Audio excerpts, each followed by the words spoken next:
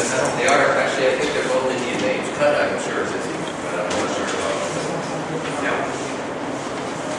Okay, so yesterday we talked a little bit about Euler's method. I'll just repeat the general observation that being able to solve a differential equation is really, really important for any problem in dynamics, and for that matter, most problems in engineering. Okay, even if it's not dynamics. Because second order differential equations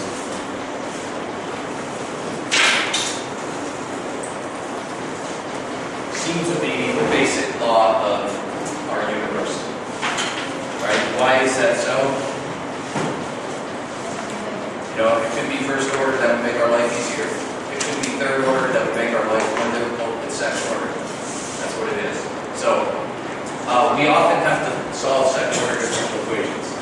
And if you do something like solid mechanics, and you try to calculate, say you have a long beam, it's a very common problem, a long beam and it needs to support some kind of a load, like whatever the beams are that are underneath the floor here. If we go down one story and we look underneath this room, you'll also see an open room. So at the ceiling of that room, somewhere up there are beams that are holding up a lot of weight. So the beam is stretched out, and it's holding a lot of weight.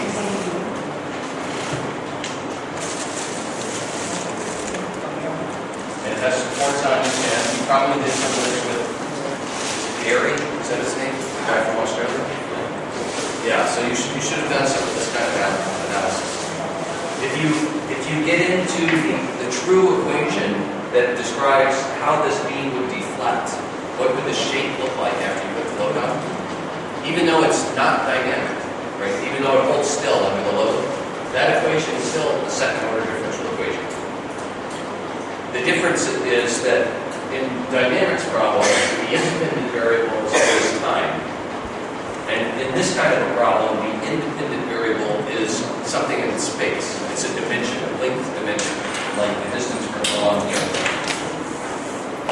Okay? If you do a multi-dimensional space problem, like a big three-dimensional beam, and it's loaded from every direction, you would have a second-order differential equation in three independent directions. Just like in dynamics, if you have three-dimensional motion, F equals ma is really three equations. Right? One in x, one in y, one in z. Same thing over here. But the point is, in all of these cases, you have to solve a differential equation. It comes up over and over again. I think there's not a more important thing to know, maybe. If you want to understand physics, you have to be able to solve a differential equation. So just to repeat what I said yesterday, a few simple differential equations like this, humans have figured out the answer to. But there are lots of differential equations that we still haven't quite figured out the answer to. And that's why being able to solve them numerically is so important. Yesterday we talked about Euler's method. We did not talk about this method called Runge-Kutta. I just want to mention this by name because there's a routine that does this in MATLAB and lots of other programs. Runge-Kutta is sort of like Euler's method, but it's more sophisticated. It's more complex, but it's more sophisticated. It's normally more accurate. So at the professional level, most people, when they solve a differential equation using a numerical method, they use something based on Runge-Kutta. Okay? And I started to mention about Runge-Kutta the other day. I'll just mention the concept behind it.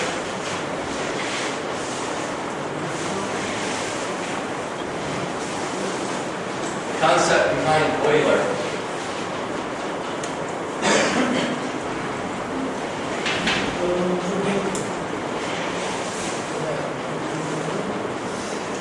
this is the concept behind Euler, that the next value is equal to the old value plus the rate of change times the step size.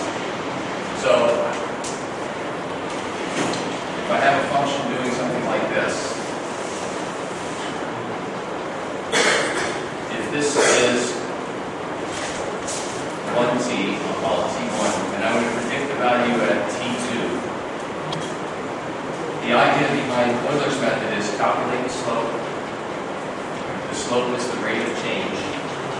Multiply the slope by the step size. That's this thing right here, is the step size. That times the slope plus the starting value predicts the next value. That's the whole idea of microboiler. Runge-Kutta takes this a little bit farther. Runge-Kutta does it like this. And I drew this picture on the board a few days ago, but maybe it wasn't clear at the time what I was talking about. I'm going to draw an expanded version of this, but let's say that this is T1 and this is T2 over here. So here's the full step size.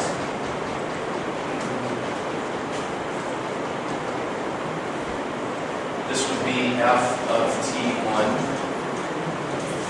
Euler's method would say, calculate the slope here, use that slope plus the step size, add to the initial value. That's what Euler's method would predict for the end. Runge-Kutta also makes that calculation. But then it does something else. It takes this value of f at this side, and it calculates what the slope would be out at that end. So it estimates the slope out here to be, say, this value. And using that slope, it would also predict what happens at the right end. So maybe it predicts that value based on that slope. Then it uses this to predict the value of the slope somewhere in the middle, say right there.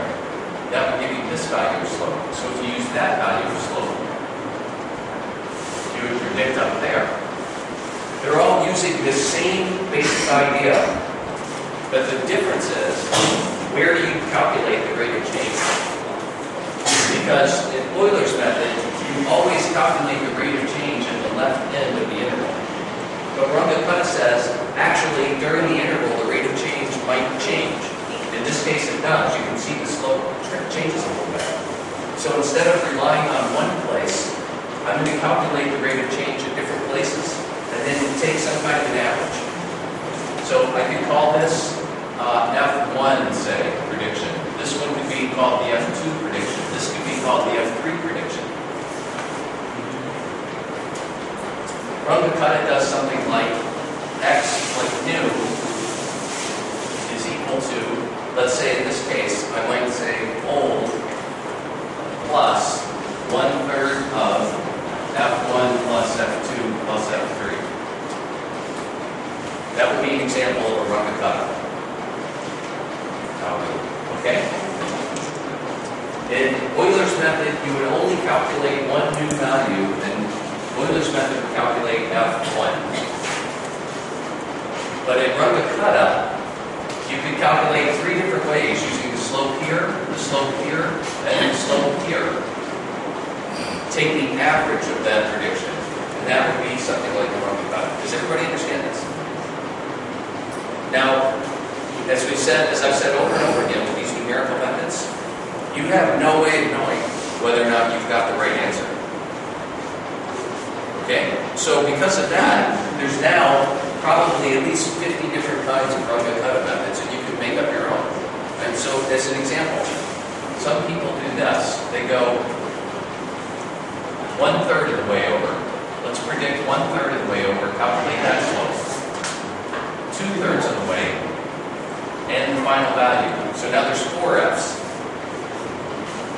Okay, one from this slope would be up here, let's say, F4. So that would be something you could do. Change this to 1/4.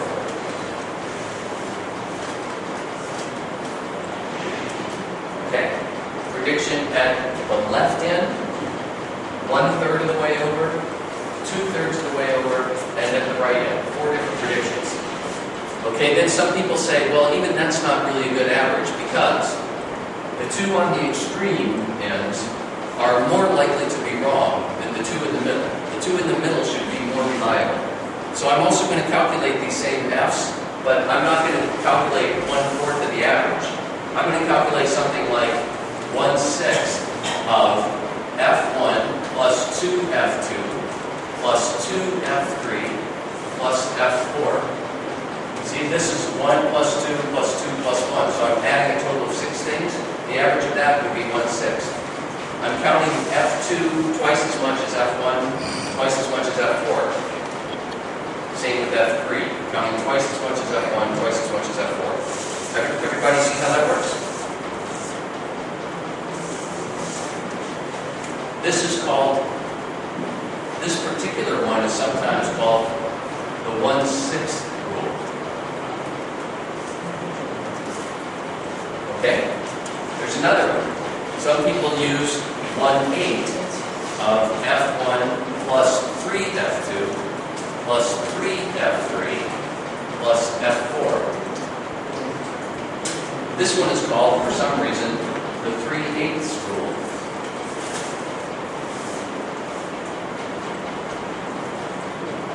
Okay?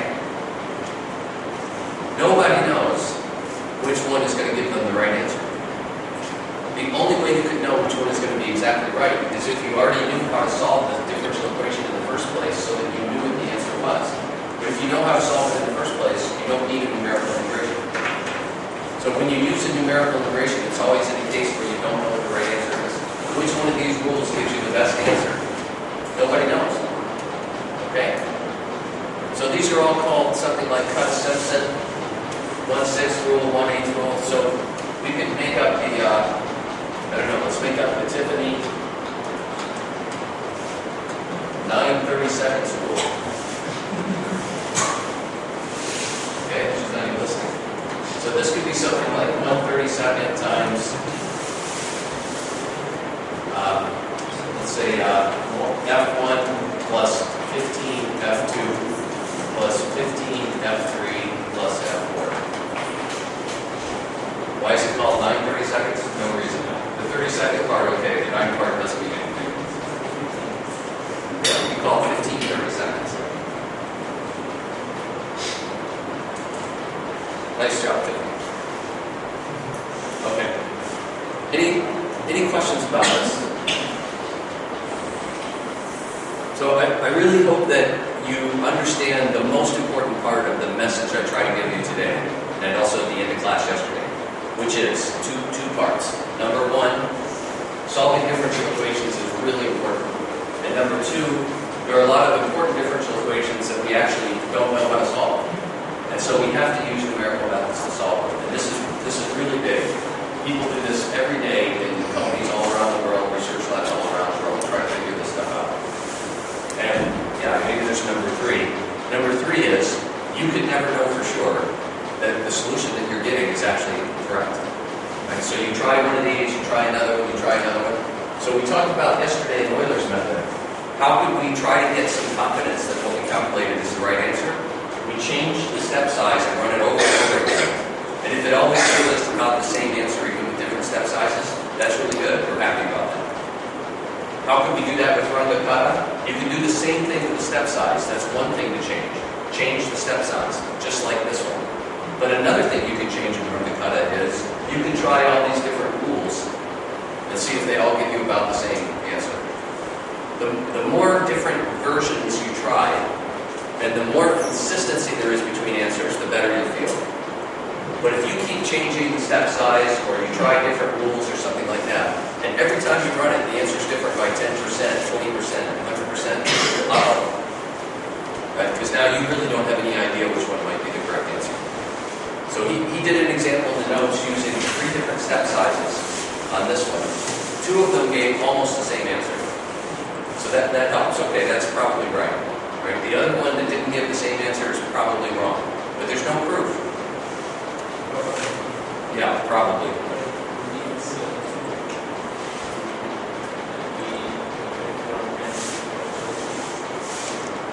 Yeah, what if you don't get a consistent answer? Yeah, then you just have to be creative for that problem. Okay, so one thing on linear equations, this isn't a linear equations class, but I'll say a few more things about it because I think it's so important. So one thing that can happen is that linear differential equations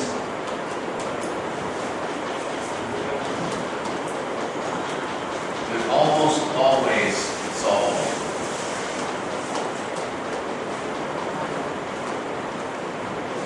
Non-linear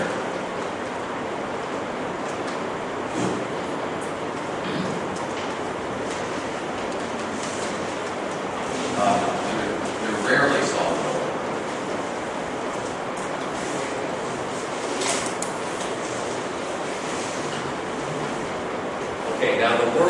is nonlinear. The world is always nonlinear, sooner or later. But the behavior in a small region may be close to linear. So one thing that happens a lot is engineers use a linear model, even though they know the problem is probably nonlinear if they try to solve everything. Okay, so what's an example of that? I'll give you an example. I've talked a lot about automatic landing systems. When the airplane is coming down for a landing, it should be flying pretty smooth. Now, if I try to calculate F equals ma for the airplane has three angles it could rotate. We talked about this before. It can roll, it can yaw, it can pitch. Okay, if I'm calculating the forces on the airplane, because they're perpendicular to the wing, anytime the airplane rotates, it changes the direction of the force. The angles involved would be sines and cosines of yaw, pitch, and roll. Sine and cosine are nonlinear, definitely nonlinear. However, if the plane is coming in pretty level, they should always be pretty small angles. It shouldn't be doing this. At most, it should be doing something like this. So I could decide, if I put sines and cosines in there, there's no way I can solve this problem. It's impossible. Right? But if I don't put sines and cosines in there, it's linear. Why is it linear? Because sine is equal to x minus x cubed over 3 factorial. If it's a small angle, I ignore all this stuff. Sine of x is equal to x. X is linear. Sine of x is not linear. X is linear. Cosine. Cosine of x is equal to 1 plus x squared over 2 factorial, and so on. The difference between 1 and that is x squared. The difference between x and x cubed is also x squared. So in the case of both sine and cosine, if x is a small number, the second term in that series is really small compared to the first term. Right? Say the angle is 0.01. The second term here is 1/10,000, the size of the first term. So it's not a bad assumption to say, I'm going to ignore these second terms. I ignore those. It's not correct, but it's very close. So now I have a linear equation that's easy to solve. So then I have a closed form solution. I don't have to use numerical integration. Because it's linear, I have a solution for it. Okay? So that's one thing that engineers do a lot. They just assume that they can ignore the nonlinear part of the equation because the thing that they're controlling or trying to observe is not really going to have a very wide range of behavior. It's going to have a narrow range of behavior. And in that narrow range, it behaves linearly. Okay? Any questions about that part? Okay, here's the other thing they do. If they know that they have a nonlinear equation, it may be possible to divide this into a base linear model that actually accounts for a high percentage of the total solution, and then add to that the nonlinear part, which is a small percentage of the total solution. Then they have a perfect solution for a large percentage, and they only have to use numerical integration for a small percentage. So even if the numerical integration isn't too accurate, it doesn't make that much difference. Okay. Should I say that one again? Okay. If they know they have a nonlinear behavior, but they can find a linear model that actually looks about 80 or 90%, say, something like that, like the actual solution, and then they can model the 10 or 20% that's missing with a nonlinear part. Now they can do a solvable linear part that accounts for about 80% or 90% of the total solution.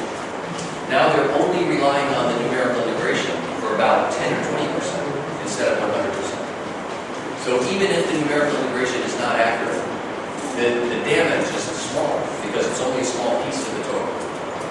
Okay? It's clever. It's not science. It's art. Okay, how am I going to do this? I've got this nonlinear equation. I used the example yesterday about orbits.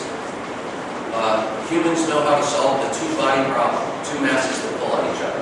If there's a third mass involved, like a spacecraft line between Earth and Moon, we don't know how to solve it. Okay? However, the Moon's mass is pretty small compared to the Earth's So if I solve the two-body problem for the spacecraft and the Earth, the part that the moon adds is actually a relatively small piece. I solved that part with numerical integration. And that way, the chances of having numerical integration can be a bad solution are reduced. Okay? Any questions about this? Remember, this course is about two things. One, how do you actually calculate a solution? And two, which really should be one, what is it that you're trying to solve? Who cares if you can write a C++ program if it doesn't calculate anything useful? Right? So I want to help you to understand what it is that you are going to try to accomplish when you're writing your program. And this happens to be an area that's really, really important. Okay. Are we ready for MATLAB? Yeah. All right. After the agony of C++, I think you're going to find MATLAB is just like an oasis.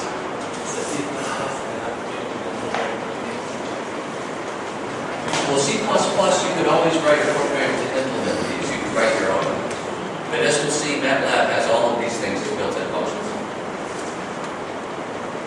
Okay. MATLAB even has the perfect solution for linear differential equations built in.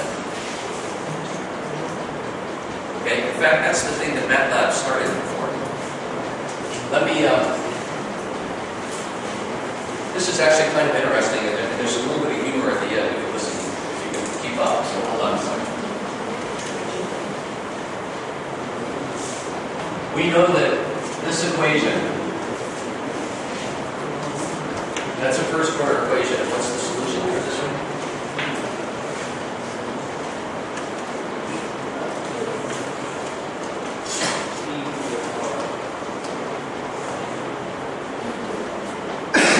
Some c, right, constant e to the at, actually minus a the way it written.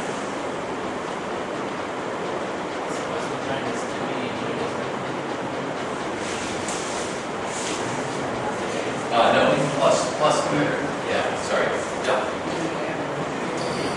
Yeah, so the solution of this differential equation is this exponent. Okay? Now, I showed you yesterday, if I have a second-order equation, I can convert it into two first-order equations that are comparable. So, if I had a whole lot of masses, say, that are connected by springs, each one has a second-order differential equation. Each one gets converted into two first-order equations. But they all have another state variable on the right-hand side. So it doesn't look exactly like this. It looks like this. x1 dot is equal to x2. x2 dot is equal to ax1 plus bx2. It looks something like that. The point is that on the x2 equation I have x1. On the x1 equation I have x2. So I can't solve these one at a time. I have to solve them at the same time. Okay, the solution for this is a matrix x 2 by 1, and it's equal to e to a matrix A, and this matrix is a 2 by 2 matrix times t times times constants. So yeah, let me put it out right here. A c vector, also 2 by 1, and this is 2 by 2. It's e raised to a matrix power. What does that look like? It's not e to the power of each one, unfortunately. If it was, we would be really happy. But that's not what it is. Okay, that's a good guess. E raised to the a power is 1 over, is the sum, the sum from a equals 1 to infinity of a to the k power divided by k factorial. Okay? So let me just put in some numbers and I'll show you how you do this.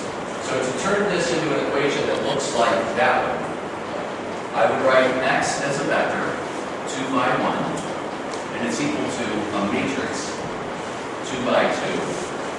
And that's going to multiply, and this is derivative. That's going to multiply a matrix, another vector x that's 2 by 1. And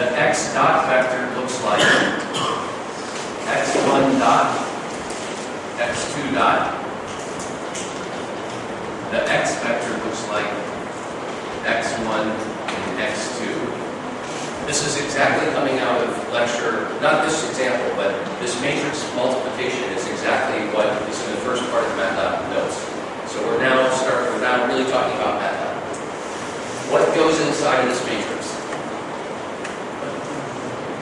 Yeah, this is a 2 by 2. It has to be 2 by 2, right? The product is 2 by 1. When I multiply this thing times that thing, these two dimensions have to be the same, so that one has to be 2. And the answer is this one and that has to be 2 by 1, so this has to be 2. So this matrix has to be 2 by 2. Can't be any other size. Alright, the first equation that we're trying to simulate is x1 dot equals x2. So on the first row on the left-hand side, I have x1 dot. And over here on the right-hand side, I have x1 in the first position and x2 in the second position. And how do you multiply two matrices together? Across the row times down the column, right? So the first thing up here is going to multiply x1. But what I'm trying to produce on the right-hand side is x2. So what goes right here?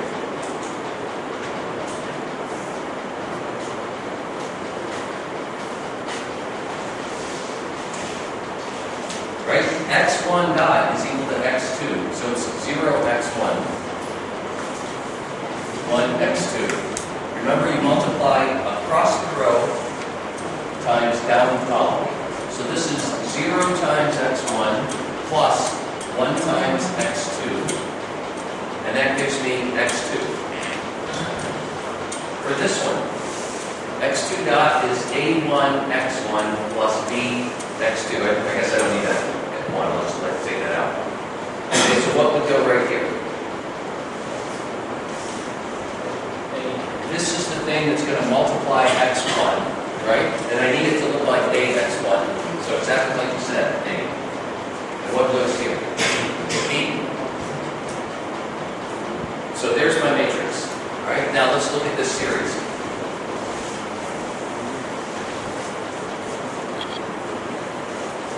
The first term would be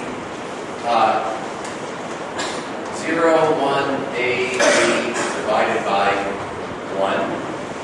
The next term would be this thing times itself. So here's a chance to practice with more matrix multiplication. What does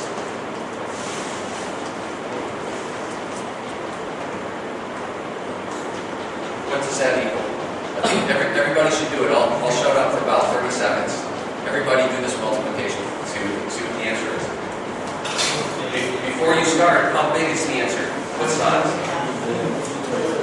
2 by 2. Who doesn't understand that the answer is 2 by 2? This is 2 by 2. This is 2 by 2. When I multiply them together, these two have to be the same. They are, so that's okay. And the answer size is going to be these two. So the answer is going to be 2 by 2. And what is the answer?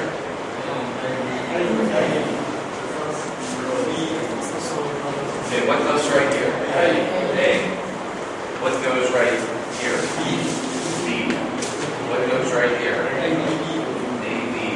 What goes right here? A plus B squared. Okay. Who doesn't understand that?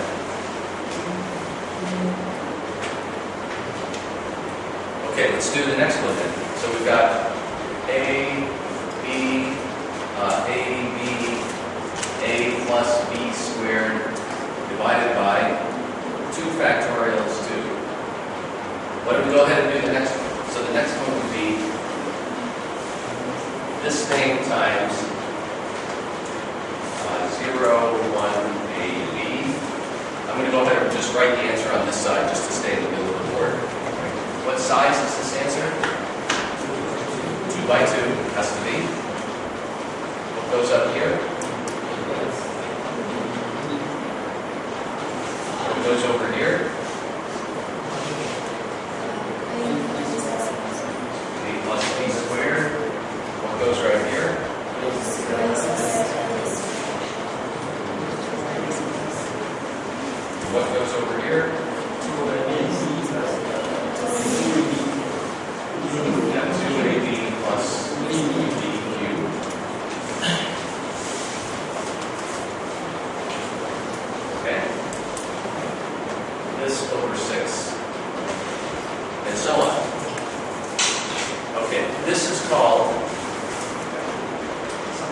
matrix exponential.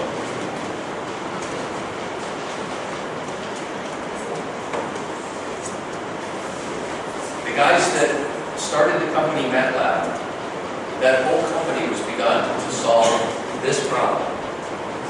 Calculating this series and getting it to converge. Look how complicated the numerator is. It takes a long time. To get that to converge was such a complicated calculation that they built a huge company that's now dominates scientific calculation based on this calculation right here, this one calculation. That's pretty amazing. And why do they make this calculation? Because it's the solution for linear differential equations. If you have linear differential equations, the matrix exponential gives you the solution. Okay. And they wrote a paper. There were lots of numerical methods that were out in the business already to calculate this. And they wrote a review paper, one of the journal articles like you read, and it had a great name. It was called 19 Dubious Ways to Calculate the Matrix Exponential.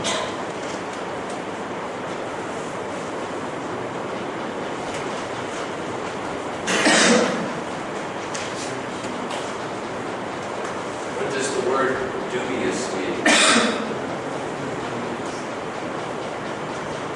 Dubious means doubtful, not very reliable, probably not really right. You're not sure it's wrong, but it doesn't really sound right.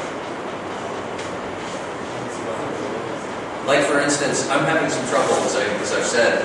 The guest house, the internet keeps going down. Right? The internet connection is on the second floor, outside of the second floor apartment. If you go up there and you look, there's a couple of boxes on the wall, and there's maybe, I don't know, 50 wires sticking out in every direction. And there's some tape here, and a little bit of copper over here, and some stuff hanging out. Okay, that's pretty dubious. To me, it's pretty obvious why the internet doesn't work. Because somebody just keeps sticking this thing together. They're not really trying to do it correctly. Okay? So that's an example of something that's dubious. It's not very reliable. I don't really believe it. Right? If you had a flat tire, say, on your motorboat, and you take it to a mechanic, and he's got some chewing gum. And so he takes his chewing gum out and he sticks it over the hole on your tire and he pumps it back up. He says, here, it's fine, go ahead. Okay, that's dubious. Maybe it'll work. It's always possible that it could work, but probably not. So these guys wrote a paper. There were two mathematicians. And they wrote this paper called 19 Dubious Ways to Calculate the Matrix Exponential.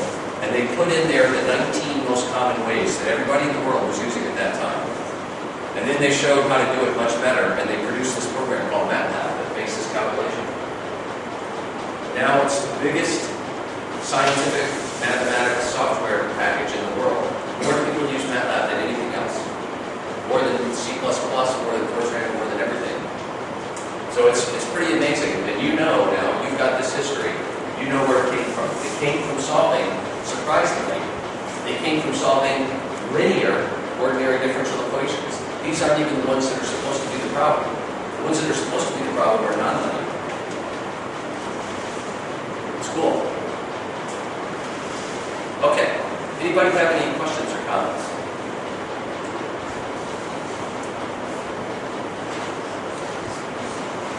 These two guys by the way, were named Cleve Moeller and Charles Van Loan.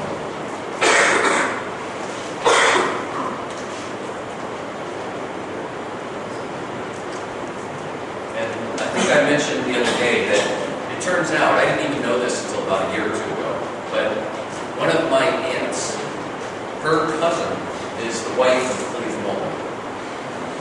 Okay, so I've used this program for 30 years, well not 30 years, it hasn't been around that long. I've used this program for probably 15 years. And every engineer I know uses this program and thinks it's the greatest thing. And I just discovered that my aunt's cousin is married to a guy who invented it, so that's kind of interesting. Unfortunately, I don't get it going. It's too bad. Okay. All right. Why don't we start the MATLAB notes? Can we do 5.0? Yeah. These two guys started the company. They've been in the company. And this was one of those companies, you've probably seen pictures on TV, maybe in movies, about how casual a lot of software companies are. You know, in the old days in business, if you were in the auto business, the aerospace business, steel, all these big businesses, most of the people who worked there were men. Right? Just that was the tradition. No good reason for it. It just turned out that way. The normal uniform, you came to work, you wore a suit, you wore a white shirt, you had a necktie, you had a short haircut, you had no hair on your face, clean shaven, right? Everybody's very clean cut, very normal looking. You come to work at exactly 8 o'clock, you go home at exactly 5 o'clock. You have exactly 1 hour for lunch, right? It was very, very controlled, very, very formal. Then these software companies came along. And guys show up for work that look like this, and I'm the most formal looking guy there by far. They're wearing shorts, they come at 3 in the morning, they go home at 2 in the morning, they go home at 11 in the morning, they come at 1 in the afternoon.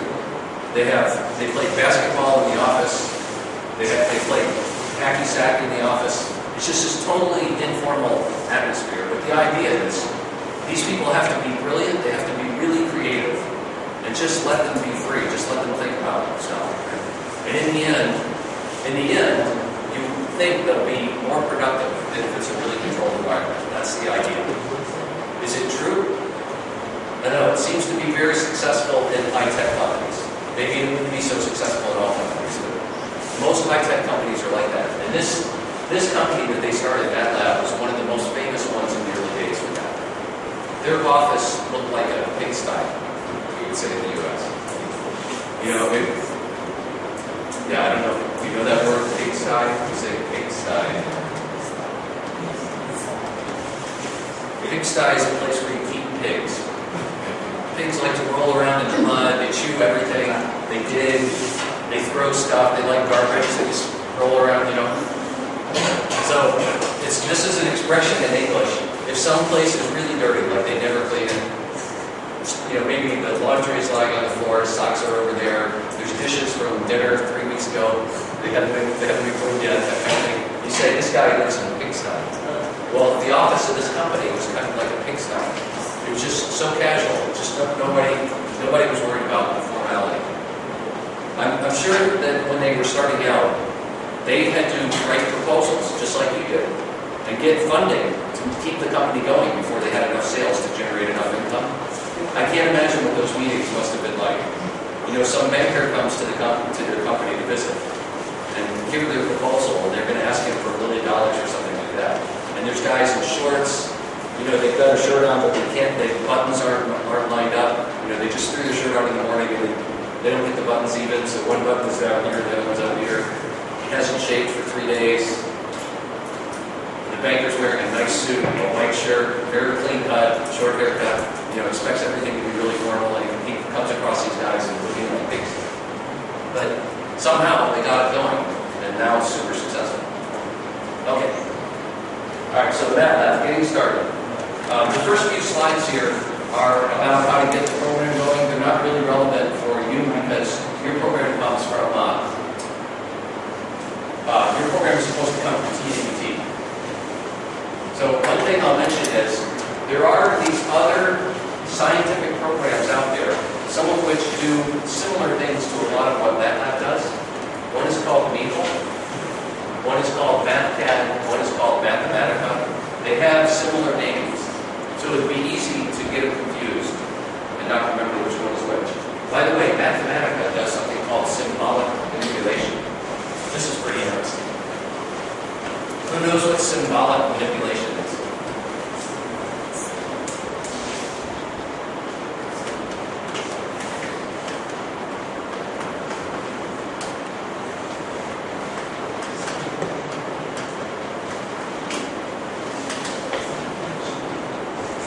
Okay, in a language like C++, I can calculate, I can do this. I can say A is equal to 3, B is equal to 2, C is equal to A plus B, and the answer is 5. Right? If I don't have this in here, if I didn't say what B is, the answer is an error. What is B? can only deal with numbers. Mathematica does algebra like you would do. In Mathematica, I could say, let me just think about it. C is equal to the square root of, I'll say a squared. Okay, that's a really easy one. But I can ask this, and the answer would be C is equal to A. It doesn't have to have a number for A. It can do the algebra. This could be much more complicated. C is equal to the square root of the sine squared plus the cosine squared. It knows the sine squared plus the cosine squared is 1. So the answer to this would be plus or minus 1. Actually, on the last example, it would be plus or minus A would be the answer. So it can do algebra, and it's pretty amazing. We said before, one reason why we have to do numerical integration is because we can't figure out the integral on our own. Actually, Mathematica has an amazing library of integrals. So let's say you have some crazy function, you have no idea what the integral is. You could say C is equal to the integral of x squared e to the x sine x. Anybody know what the integral of that is? Me neither. I have no idea. Maybe if it took a little while, an hour or two, or 3 days, or 6 weeks, or something, we could figure it out. Integration by parts, or something like that. Well, Mathematica will go through and calculate, and it has a huge library. It can't do everything. But if the answer is out there somewhere, it probably has it in the library, and it knows how to do integration by parts. Does everybody know what integration by parts is? Okay, that's a technique where you can break this thing up into smaller pieces and integrate each one. And it'll come back with an answer, and it will be the algebraic answer of this integral. Okay, that's pretty amazing. That's called symbolic manipulation. It manipulates the symbols, the algebra symbols, just like you would do, not numbers. Okay. So anyway, I just mentioned that because there are these other programs out there. What do you think MathCAD does? Everybody knows CAD. This is really big in mechanical engineering. Computer-aided design, right? So we use CAD usually, especially to produce drawings of something we might want to manufacture. So MathCAD is a great drawing program that also has built in a lot of engineering analysis. It can calculate stresses, strains, forces, mass. It can make all kinds of calculations, as well as make the drawings. So it's also a really good, powerful program. These are very important. Maple actually doesn't exist anymore as a separate company. It was bought up by MATLAB and incorporated into MATLAB. So this slide is a little bit old, I think. MathWorks is the name of the company now, MathWorks. And this is what they say. MATLAB is a high-level language and interactive environment. It's like IMing C++. You don't have to compile and run. You can just type in the command and MATLAB will give you an answer immediately. So it's interactive. Perform computationally intensive tasks faster than with traditional programming language such as C, C++, and Fortran. Absolutely true. So we're about to see that. Okay. All right, let's go ahead. Yeah, so I'm installing MATLAB. Do you all have access to it? Do you know how to get access? Mrs. Saad told me that TNUT has a copy on the central computer and you can all log into it. Okay? Yeah, you go ahead. You just opened it, right? So how did you have it? You have your own license? Is it a student copy or? No? Correct. Okay, well, I don't want to know about it. Okay. There's two legal ways that you can have it. One is that the school has a site license. Mrs. Todd told me that you have a site license, in which case you should be able to get it from the school. The other one is you can buy the school edition, which is about $99. The professional edition, if I were to buy it, it's 10 times that. It's $999. So the student edition is very inexpensive compared to the professional. Okay.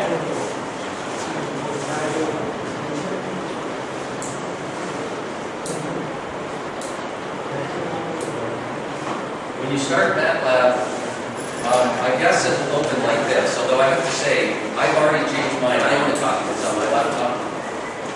When I open mine, I don't even have these windows open. I never use them. Okay, but you might like it. Maybe you want to leave them open. That's totally up to you. So over here, yeah, go ahead. It's okay. So here's the command window. Right? This shows you where the current directory is. It's like C++ in that if you're going to load something into MATLAB, you have to make sure it's in the directory where MATLAB is looking. Otherwise, you can't find it if you have a data file. It's better than C++ though, because in C++, you have to have the data in the same directory where you open C++. In MATLAB, you can browse just like in the other windows. So you can go in here and change it. You could have the data, say, on a thumb drive, plug it into your computer. As long as you tell MATLAB that it's on the thumb drive, it'll get it, no problem. Okay? So go back a little bit. Okay, so this shows the files in the current directory. I never use that. Okay, I always think I know what's in the current directory. And if not, you can always click on that arrow, just like any other Windows program, and it'll show you the directory anyway. So I don't keep this window open. This shows your command history, all the commands that you've typed. I also don't use that. But if you like it, use it. So I can get rid of those two, and I have the whole thing expanded. Okay. Okay, simple math. So remember, this is interactive. Okay, back up there.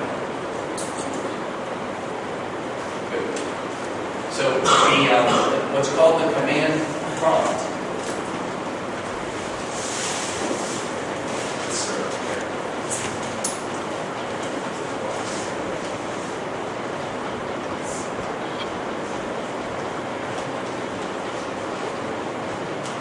Command prompt. What does prompt mean? Yeah, it's like a reminder or like an invitation, something like that. It's like, okay, I'm ready. Give me a command. You know, maybe it's like a dog. Okay, tell me to do something. So the command prompt in MATLAB is this. Anytime you see that, MATLAB is ready for you to give it a command. Okay? You can put in any command you want. When you hit enter, that command executes immediately. So it's interactive, like I said. It's not like C++. It's not like you have to store it in a program, compile it, then run it. So if you type 2 plus 2, this is also different. You don't have to have an equal sign. It doesn't have to be an assignment statement. You can put in 2 plus 2. That's his first example. And that, when you hit the enter key, MATLAB immediately writes answer equals, then it does a line skip, and I'm not sure why it does this, but it always puts the answer on the line below. So it comes back with this immediately. Okay? You could do this. A equals 2 plus 2. That looks more like an assignment statement from C++. That's also fine.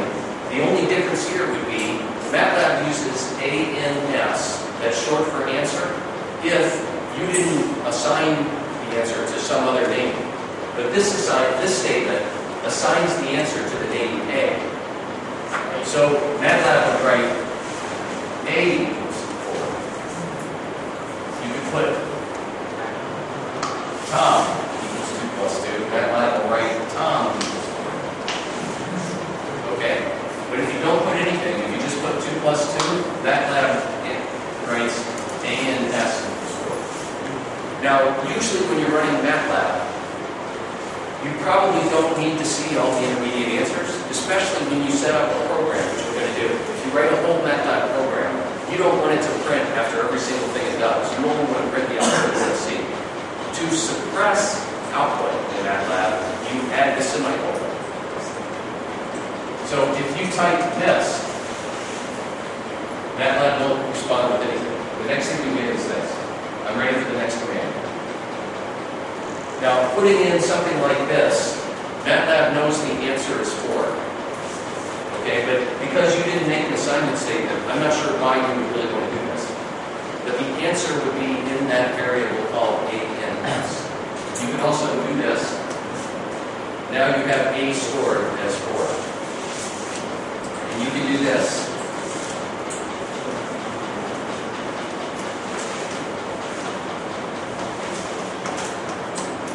As much as you want on one line.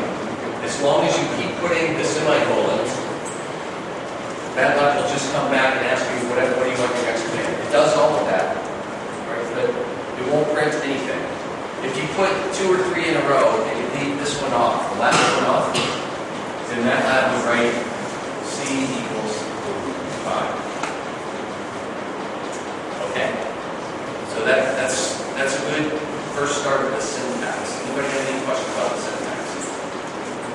MATLAB also has a lot of built-in functions, many more than C++. And so you could have something like C is equal to 5 times the sine of A.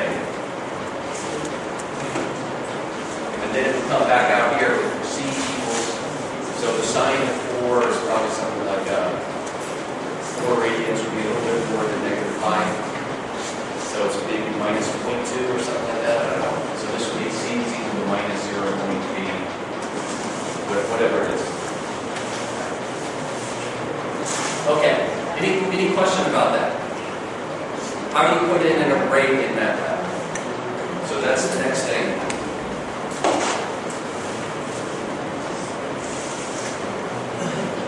As I said when we were talking about arrays in C++, one of the great things about MATLAB is it automatically assumes that anything you put in could be an array. You don't have to tell it. So you could write this the first time it ever sees it. B is equal to, and here's the syntax. You put a left bracket, then you put the first row of an array, then semicolon. Second row, you can put another semicolon if you want. Third row, etc., as much as you want.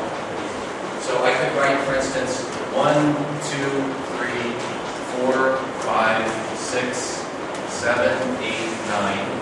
Finally finish with the right bracket. If I put semicolon on the end of this sentence, what does MATLAB write? Nothing. Right? So semicolon on the end of the command tells it don't write the answer. I don't want to see it. Okay? If I don't put a semicolon, it writes B is equal to, and underneath it makes a matrix that has 1, 2, 3, 4, 5, 6, 7, 8, 9. Okay? If I did this, if I didn't put the 9 on there, what do you think it would write? Error. It's an error, right? You can't have inside of the matrix. If this row is 3 and this one is 3, it's a 3 by 3 matrix. That's what we said it was. I mean, we're telling MATLAB. If you get to here, there's only 2. It's wrong. It's an error. There's something wrong. So that's a syntax error. Any questions about that? For one-dimensional arrays, which are very common, you don't have to type in the numbers if it's a pattern. So for a one-dimensional array, you can do this. Use a left parenthesis, not sure why, but I can do, let's say, 1 to 10, it's sort of like a for loop, and put 2's. Okay, so this is the start value, the end value, and the delta value. The result of this statement is B is equal to a matrix that has in it 1, 3, 5, 7, 9. So this is like a built-in for loop. It goes from 1 until, as long as it's less than or equal to 10. If it's greater than 10, it's done. Steps of 2. So it won't write 11. That's false. Right? 11 is bigger than 10. So there's like a built-in Boolean test here at this center number. That's the high end of the extreme. Okay? If I did this same command, but I had, let's say, 22 is my last number. By the way, these are full colons in here. These are colons, not semicolons. That shows the range. 0.2 on the end, you would get 0.2, 0.4. I'm sorry, 1, 1.2, 1.4, and so on. And you would end up with a really long vector. Okay? Any questions about this? So this is really handy. Like I said, it's like a built-in for loop. So in C++, if you wanted to make an array, let's say that you're going to do a numerical integration. You're going to pick a certain step size, and you want to make a time array, one-dimensional array, that has all of the individual times, and the difference of that step size, from the starting time to the ending time. You have to make a for loop, and it goes through that for loop that number of times, writing a new value of x into the right place in the array on every pass. So all of that for loop is built into this command. Yes, you can do it in column form using transpose. Yeah, the default is row, okay? And do you know what transpose means? This is from linear algebra. If A is equal to 1, 2, 3, 4, A transpose, put a T on there. Yeah, it flips it, right? So this would be 1, 3, 2, 4. A doesn't have to be the same size. It could be 5 and 6 out here. This is 2 by 3. The transpose becomes 3 by 2. So it changes the size also. You would have 5 here, 6 here. Okay? So the answer is yes. All you have to do is say, I want the transpose. What does the transpose look like in MATLAB? It's a prime sign. It looks like a single quote. Okay?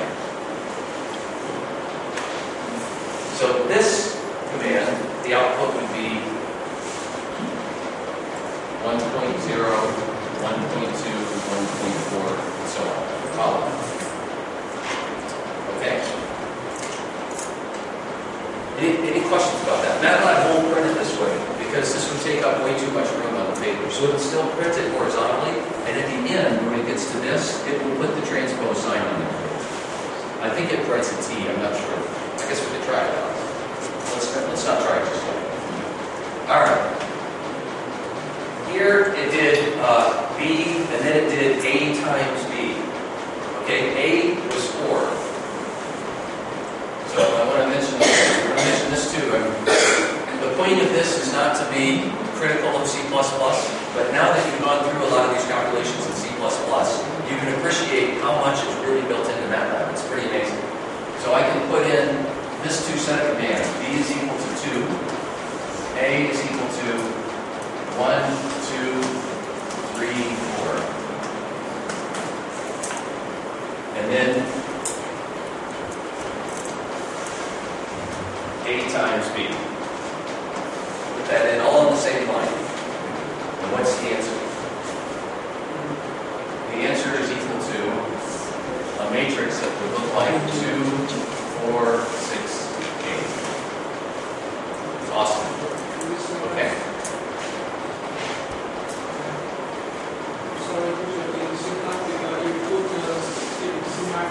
Oh, you're right. Now this would be clear. Yeah, good eye. That's good. Okay. I could do this too. B is equal to 1, 2, 3, 4. A is equal to that. A times B. Then what would the answer? What would the answer come out?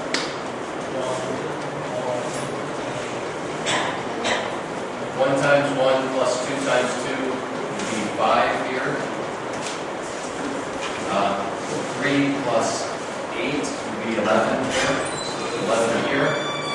9 plus 16 would be 25 here. So again, compare that with C++. In C++, you need 4 loops. 4 loops in in order to define the matrices in the first place. Then you need those nested for loops like we wrote yesterday in order to do this multiplication. In MATLAB, that's all built in. Okay? Did I make a mistake on algebra? Okay. 3 plus 8 is 11. 3 plus 8 is 11. And the last one is 9 plus 16. Which one is wrong?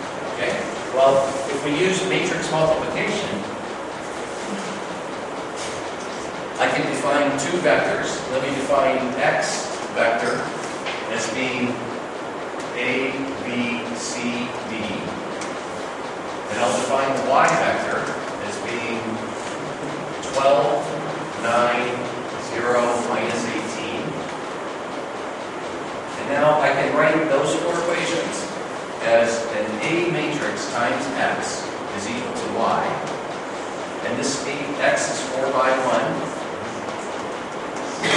Y is 4 by 1, A is 4 by 4. It has to be 4 by 4. It cannot be any other size. How do I know that? Because this size here has to be the same as that. So that's got to be 4. And the answer that comes from here and here has to be 4 by 1. So this also has to be 4. So A has to be 4 by 4. And what's A equal to?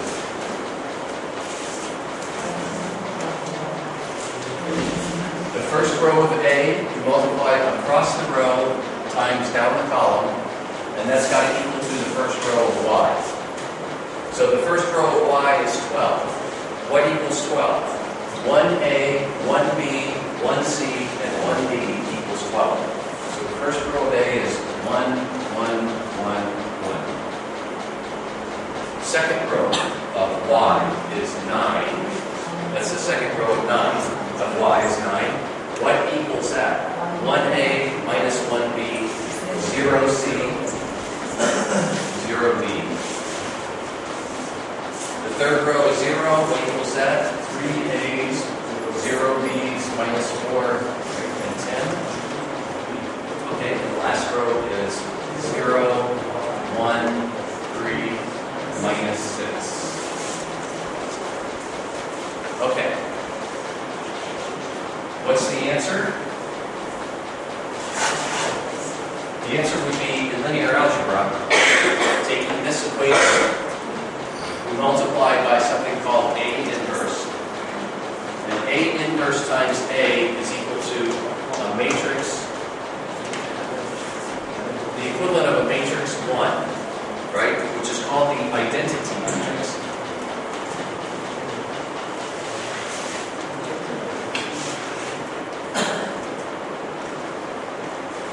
Okay? So, if I have A as a scalar number, a single number, A is 4, A inverse we know is equal to 1/4. Then A times A inverse is equal to 1. Okay? But what does it mean if A is a matrix? Let's say A is a matrix and it's 2 by 2. 1, 2, 3, 4. I need another matrix, 2 by 2.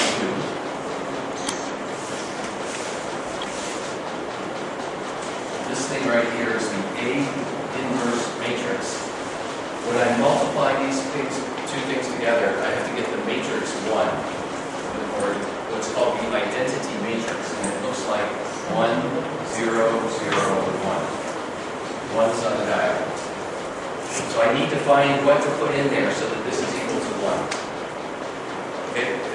Is this known to everybody? Is this something you've had in class? Because I don't really know where you've seen this before, right? Okay. How do you calculate the identity matrix? First, when you calculate the so-called determinant,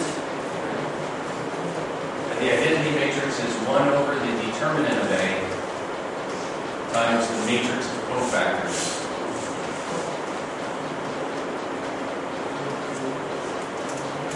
Anyway, the point is, you can do it. It's a lot of work, but you can do it. If you can do that and calculate that, once you know what A inverse is, then back over here, you would multiply by A inverse out front. That makes this A inverse times A is the identity matrix. That times X is just plain X. On this side, you have A inverse times Y. So the answer of this set of equations is A inverse times Y. All right? Well, in MATLAB, if you input a matrix like this, A, there's a single command to find its inverse. So in MATLAB, we would do this. INV-A. That will find the inverse. It's that easy. It's one of those built-in ones. Sorry. Okay. So that's a system of linear equations. That's the point. That's what we're talking about. Okay.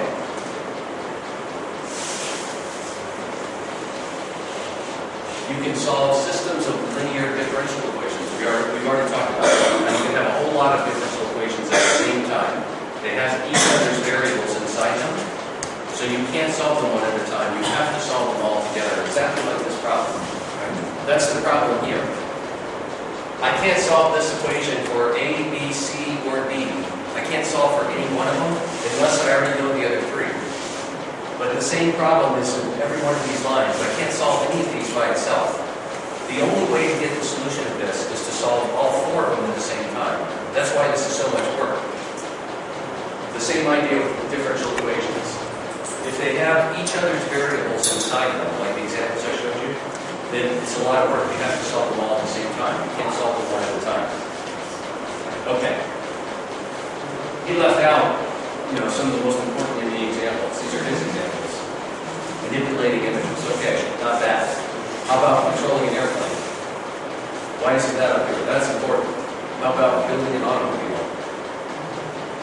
How about calculating noise? How about heating and ventilating systems, air conditioning? Okay. How about material vibrations? All of those things would come under the same category, solving systems of linear differential equations, or nonlinear. You don't need the word linear. This could also be non-linear. It's solve either kind. Okay. All right, this is a 4x4 equation example. Right? What's one thing extra about this one is instead of just making up the equations, he gives a word description that you have to turn into the equation, so it's good practice maybe. So let's pause for a minute. So a manufacturer is going to make some tents. He makes 4 different sizes of tents. Small, medium, large, extra large. He has a total of 420 yards of material. Yards is just a measure of how long it is. And to make a small tent takes 2 yards. A medium tent takes 3, large takes 4, extra large takes 5. Okay, so one equation is, if he's going to use all of this material with no leftover, he should have 2 yards times the number of small tents, 3 yards times the number of medium tents, 4 times the number of large, 5 times the number of extra large. That should all add up to 420 yards. Okay? The second thing he knows, the demand means what do the consumers want to buy. Demand for medium tents is 2 times as large as for small tents. Twice as many people want to buy medium as want to buy small. So 2 times the number of small tents should be equal to the number of medium tents. He also knows that the demand for large tents is the same as for medium. So X medium should be equal to X large. And he also knows demand for extra large tents is half of that for large. So large is equal to 2 times extra large. Now we have 1, 2, 3, 4 equations, 1, 2, 3, 4 unknowns. So it's exactly the same problem as what we're trying to solve over here. The only difference is what numbers show up in the A matrix, what numbers show up in the Y vector. Okay? So before we go to the next page, let's do that. What numbers show up in this Y vector?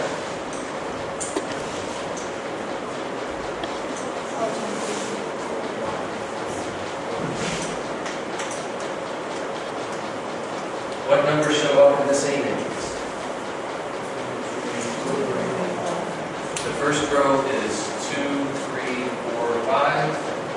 The second row is 2 minus 1, 0, 0. The third row is 1 minus 1, 0. And the fourth row is 0, 0, 1 minus 2. Okay. There, solved. Just change the definition of the A and Y. The calculation is exactly the same. Okay.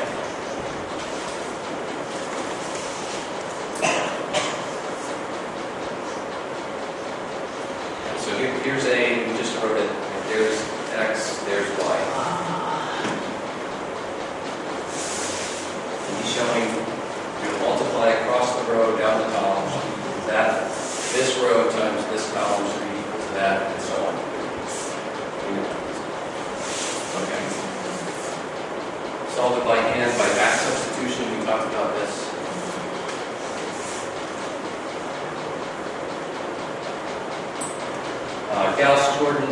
numerical technique for solving a system differential equation. I don't think in your life you should ever have to do this. This is built into MATLAB. But have you heard of Gauss-Jordan? Did you ever do this in class? Okay, so you know what this is. Good.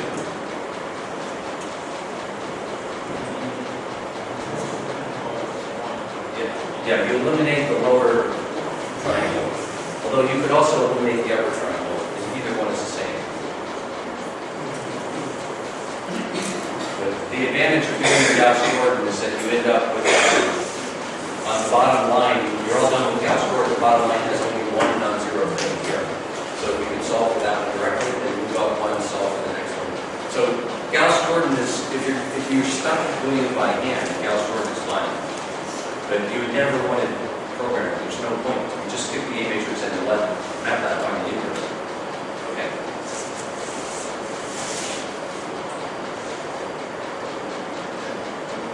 Welcome to MATLAB. So here's going to find the inverse of 4 by 4.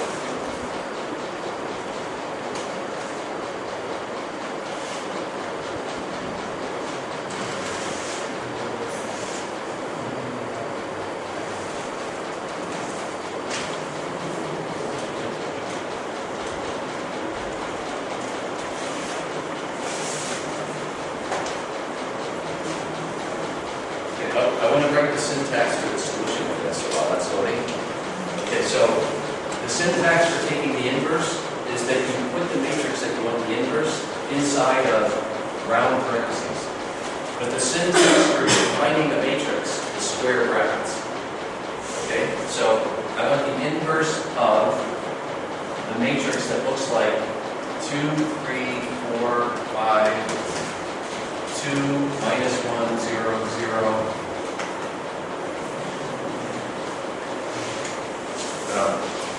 0, 1, minus 1, 0, 0, 0, 1, minus 2. Square bracket. Right. And then round parenthesis. And then in here, I don't want to erase y yet.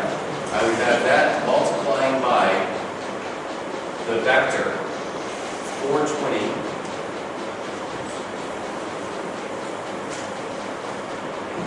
420 0 0 0 transpose.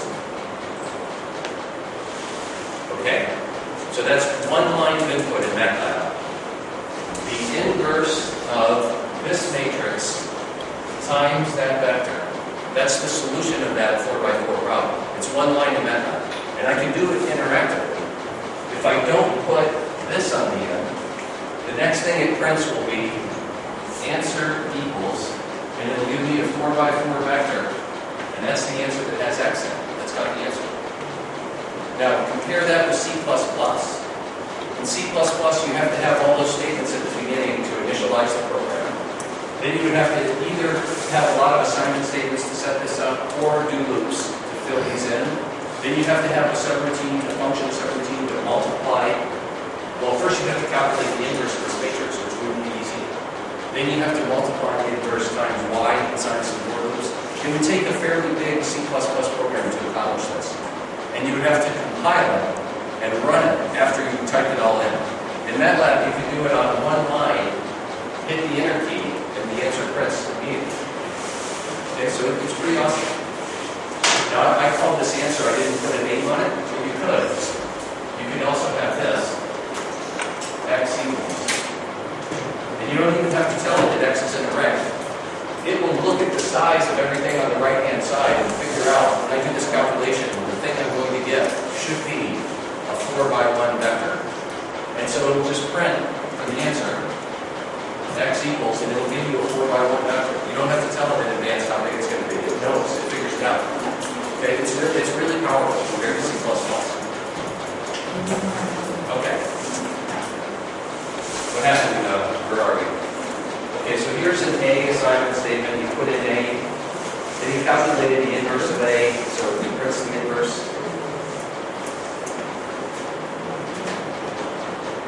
You put in B, and you did inverse of A times B. So I wrote it all out on one line. He's showing you step by step how you could input it. fine. Something I'll mention that I think is a really good practice. Most of the time when MATLAB calculates an inverse, or when any other program calculates an inverse, it does a numerical calculation of the inverse, not closed form. Just in case there's some round off or something like that, it's always a good idea to take the A and multiply it by inverse of A and see if the answer looks like this.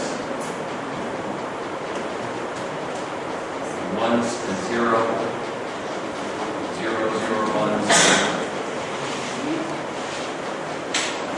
In other words, see if A times A inverse really does give you 1 ones. Right? Because if MATLAB somehow screws up in the calculation of A inverse, if it doesn't turn out well, then this, when you calculate this thing, you won't get something that looks like the A.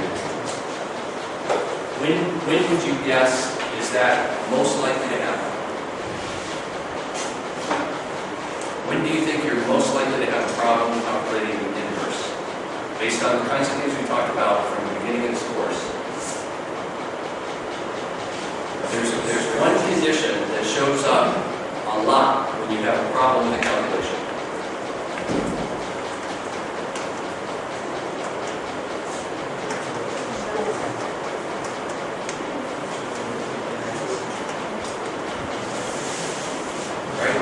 It's often the same problem. You have really big and really small numbers in the same calculation. Because then the round-off error kills the small numbers and you lose them. 10 million plus 1 minus 10 million is 0, according to the computer. But we know that's right. A smart 7-year-old kid knows that's wrong. I'm sorry, we know that's wrong. A smart 7-year-old kid knows the answer is 1. But the computer knows the answer is 0. Okay, so when you have trouble with an inverse, there's a very good chance the reason you're having trouble is because some of these numbers in here are really big compared to some of the other numbers. And the effect of the small numbers is not being calculated correctly, like this. Okay, so that's something to look out for. In the case of spacecraft, that's sometimes a real problem, or even airplanes, and it could also be in cars, too. But remember my airplane, I said, I've got my plane coming in for a landing, and I'm going to assume that it's a linear problem because all the angles are small. So what if that's really true? What if the 3 angles are something like, I don't know, a tenth of a degree? Something like 0.001 radians. That landing system begins 8 kilometers out. So I have 8,000 meters in this direction, 8,000 meters. And for the angle part of it, I have something like 0.001. Okay, that's dangerous. I'm not sure that it won't work, but I need to pay attention to make sure that it really does work. So I calculate the inverse as a separate calculation, not all in one line like that. And I multiply it by A, and I make sure it really does look like this. It's just a good thing to do, right? Because the size of the numbers inside that matrix are quite a bit different. Spacecraft can be really amazing because in spacecraft the angles can be really small fractions, 10 to the minus 6, and the distances could be hundreds of thousands of kilometers. Yeah. One thing that can work but doesn't always help is to change the units of some of the variables. Okay, so maybe if I keep my angle calculation in radians, maybe I want to change the distance calculation from meters to kilometers, or maybe even to 100,000 kilometers. So I write the distance in terms of 100,000 kilometers. Now they look like small numbers too. Now the A matrix maybe is full of small numbers.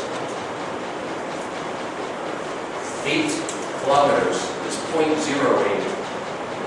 thousand kilometers.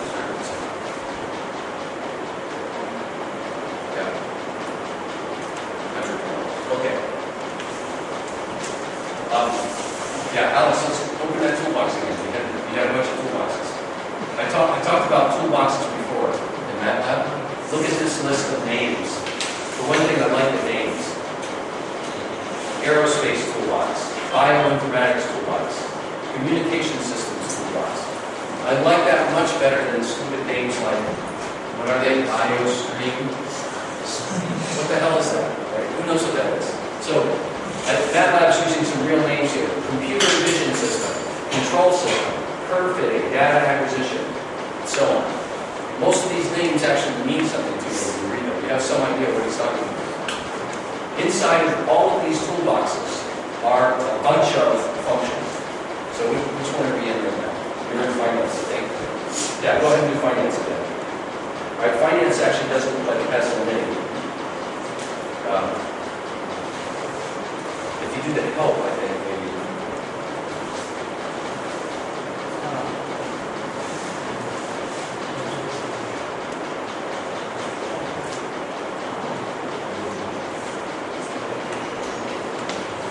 Yeah, maybe just trying to go online.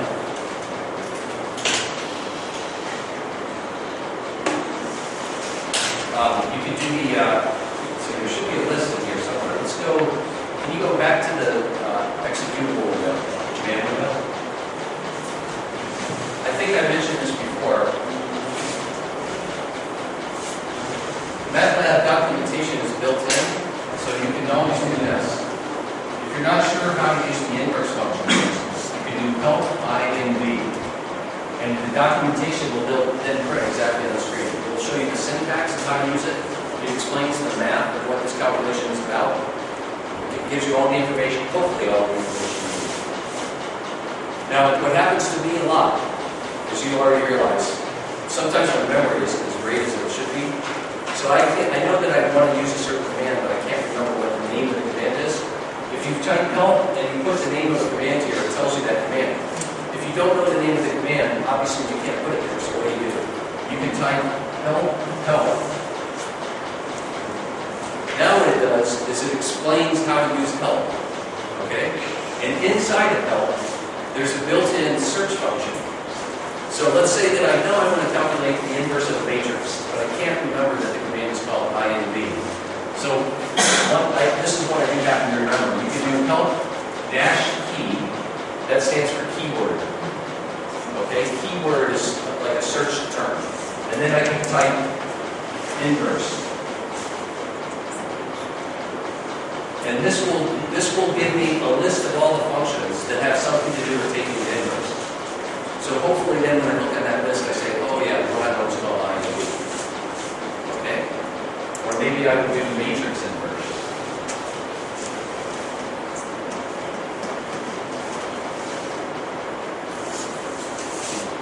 Something like that. Okay? So the documentation is really, really helpful, and I think it's really good. I mean, every once in a while, you can get frustrated because you can't remember the name of the command. Then you go to search using a keyword, and you search keywords that you think should obviously be related to the one you want, but it doesn't turn up the thing before. So there's something wrong with the keyword you're using. It's like, what's wrong with this? Matrix inverse, everybody knows what that is. You know, maybe it says, I don't recognize that anymore. Well, you should, you idiot. Okay. All right, so what are we doing here? You did help transpose. This shows the transpose of a matrix. Dot. This has dot. This is different transpose, right? Dot prime. Dot prime is the non-conjugate transpose. Right? What's a conjugate?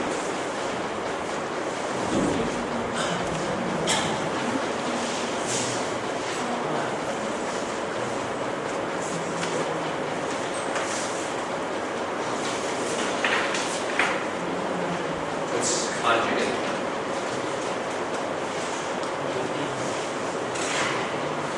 If I have a complex number, these are usually written as a real part plus the imaginary number, square root of -1, times and the magnitude of whatever the imaginary part is. What's the conjugate of this number? A minus I. So there's something called a conjugate transpose. See, this is the non-conjugate transpose. You can also see C transpose. C transpose is the conjugate transpose. There's another thing called permute. Right, that calculates so-called permutations.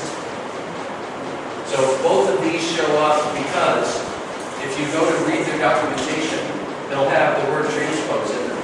So when you type help transpose, it gives you the information about the thing you asked. But it also says, by the way, this other stuff has transpose in it. Maybe you want to look at these. Maybe this is the thing you're really looking for. So that's nuts. So it even tries to guess for you, in case you're stupid, and you put in help inverse because you think this is the one you want. But actually, the one you want maybe is a little bit different. It will tell you what inverse is, but then it also suggests to you a bunch of other things. Maybe you should look at these just because inverse isn't what you really want. Okay. One of the really interesting things about MATLAB, I want to mention again, just background, because I think it's a nice business model. It's also something you can get involved in someday if you're honest. A lot of the toolboxes in MATLAB were written by outside experts in those fields. So MATLAB was not all created inside the company itself. The basic MATLAB was created inside MathWorks. But you saw, for instance, aerospace was one of the toolboxes. Most of the aerospace functions in MATLAB were written by somebody outside that has aerospace expertise like me. Right? So I know how to calculate landing system trajectories really well. I'm maybe one of the most qualified people in the world to do that. So MATLAB would hire somebody like me and say, we want you to write a bunch of functions that have to do with landing an airplane. We're going to put them in a toolbox called automatic landing system. Okay, and that's their business model. So a lot of the expertise of MATLAB comes from outside the company. And then they have their own internal programmers that are experts in the program that help turn it into compatible software so the toolboxes do work correctly inside MATLAB. And they write the documentation and they put it in help files and all that kind of stuff. Okay? Yeah, we could have the Tiffany, what was it called again, the 15-30 seconds rule. We could have a new function in MATLAB called Tiffany 15-30 seconds. If you can prove that that's just as good or better than the one stitch rule, why not? Okay, so let's go back to the presentation.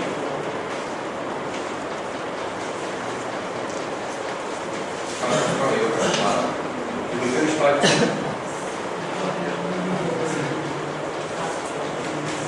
Oh, we just started. We finished 5-1. We finished 5-1? Okay. Is 5-2 all about help?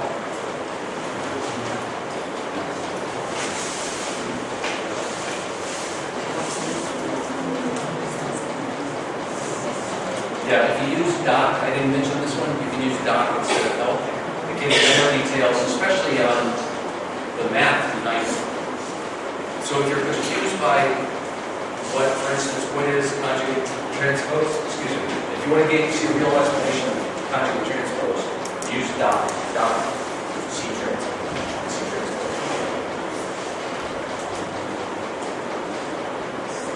There's also the demo feature.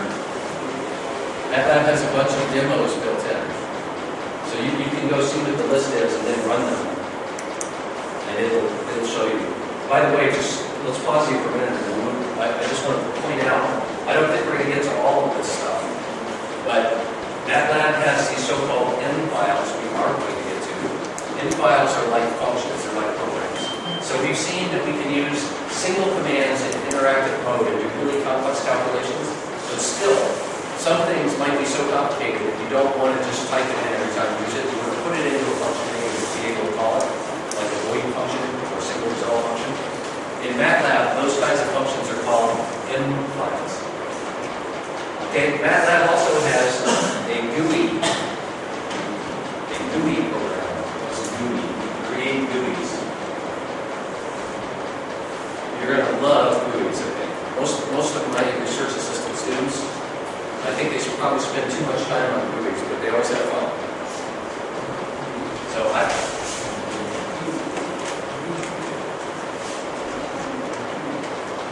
GUI is a graphical user interface. Okay? What is graphical?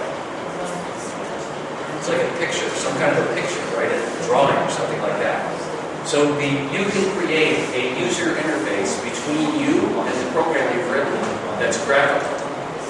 So let me give you an example. Do you remember in the C++ programs, one of the things you were supposed to do was write a program where it asked somebody to input their favorite color. Okay? They had to type blue, type yellow, type green. They typed the word. You could create in MATLAB a picture that would appear on the screen, and it would have a blue button, a red button, a green button. And instead of asking them to type in the word blue, you say push your favorite color, and here's push your favorite color, and then on the screen this picture appears. And if they push the blue button, the computer knows that they put blue. That's a GUI. Okay. Most games, if you're a gamer, if you like to do games, try to imagine how much of the game that you're playing is a GUI. The whole thing is a GUI. Now there's a lot of calculation going on. If you're doing, say, one of those race car driving games, right? So you're holding a little wheel or something like that. On the screen in front of you, this city is flying by at 100 miles an hour. People are diving out of the way. You're whipping around corners. You're spinning. The cars are racing against past you. You can pass them, right? But what's behind all that is a bunch of mathematical calculations. What's behind that looks like this, right? It's calculating how fast should you be going based on a model for how a car accelerates. If you push on the gas for 2 seconds, how fast will you go? If you push another second, how fast will you go? If you turn the steering wheel, how fast will the car turn? That's nothing but arrays of numbers. All of that information is nothing but an array of numbers. But would it be a fun game if you're looking at the screen and it's just all these matrices full of numbers going by? What kind of race game is that? That's no fun. Right?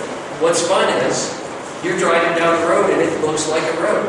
Right? When you turn the wheel, you don't see a matrix full of numbers that says, oh, you're going left at 3 miles an hour. You see the buildings fly by and you actually turn left. It's cool. Right? The whole game is successful only because somebody spends an enormous amount of time writing the GUIs that make it fun. Okay? So that's why I'm saying I think you will have a lot of fun with GUIs. MATLAB has a GUI capability. You can go in and create GUIs in MATLAB. So from now on, every program you write, if you want to be clever about it, instead of the input being that you sit down and you type some numbers or something like that, you could make up a GUI. You could make something that looks like a big dial, right? As if you had like a radio or some other kind of electronic box in front of you. It has a dial on it that you turn, like this one. Right? You want to input a number. There's a bunch of numbers around here. The graphical user interface is take your mouse, rotate your mouse, and that will make this thing rotate until it points at the right number. Then you click the left button, and that number gets input. Right? That could be the way you input numbers from now on. I gave you the example of colors. You could have a screen that's got the colors. Microsoft Word already has that in there, right? That's a GUI. You ever change the color of your font in Microsoft Word? You can highlight part of your text in Microsoft Word, click on the big A button at the top, and what appears is a big chart full of colors, 100 different colors. What color do you want those letters to be? You click on the one you want. They instantaneously change to that color. That's a GUI. A graphical user interface. Awesome. Okay. So let me go back to my landing system for a minute. I'll just tell you something about it. So we worked on the problem for a couple of years. We were having great results. We figured out a lot of stuff that was very, very useful. And when we go to talk to the sponsor, we'd show them charts like this. And they'd kind of go, fall asleep. I mean, they couldn't, looking at a chart like this, it's hard to see an airplane landing. So then I had a student who spent a couple of months, and he made a GUI that looked like what you would see if you're sitting in the pilot seat of the plane looking out the front window. So when it starts in the automatic mode, 8 kilometers away, there's some lights and a runway, and you're going to land on that runway. And then all of these calculated numbers got turned into what would the pilot see out of the window during this landing. And so an aircraft landing changed from being a table full of numbers like this to being this runway gets closer and closer and bigger, and finally you touch down and it will stop. And then when we took it and showed it to the people who were paying for it, oh, they thought it was the coolest thing. Okay, the calculation behind it was exactly the same. Right? The engineering that we were working on was how do you control the plane? How is the plane going to fly? But the presentation was hugely different. It made a huge difference when we used the GUI for the presentation. Okay. All right. So anyway, you can do 3D. Okay, here's a bunch of GUI tools. Minesweeper, a sliding puzzle. These are all things you can put in. Coder, decoder, like Minesweeper. Yeah. Okay, it doesn't like that. All right, why don't we go back to the lectures? GUIs are fun. We better try those lectures too. Let's look at 5.2. Does anybody play FreeCell? On computer, I like FreeCell. It's built in, I think, to Microsoft operating systems. Your computer probably has it if you look at it. Okay? It's a card game. So again, an example of GUI is because as we talked about before, if I'm going to simulate a card game, the cards are supposed to be very well mixed, and then when you start to deal cards, they come out at random. So the computer simulates that with some calculation based on the clock, and it converts the calculation into a number from 1 to 52, representing each card. But what I see on the screen just looks like a card. I didn't know it. I see the queen of hearts, the 7 of spades, whatever it is, right? So that makes this game a lot more fun than if I saw something like 32.6, 21.7, what is it? But if it looks like a card, yeah, this is fun, playing cards. Okay. All right, so we're back in the health. Oh, are we done with check with 5.2?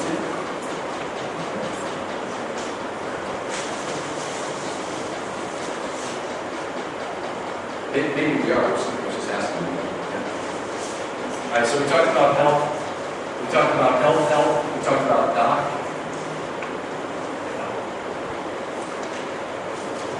If you remember in C++, the DEV C++ that we use has almost no information in health. So I gave you that other website, C++, or C++.com, which does have some documentations. So it is possible to go to this other website and get some information about C++.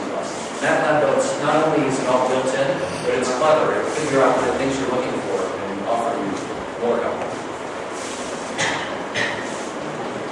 Then it's got these various demos. You can look at all these demos. These are great. Okay. You can look at basic matrix operations, 3D drawing, bending trucks.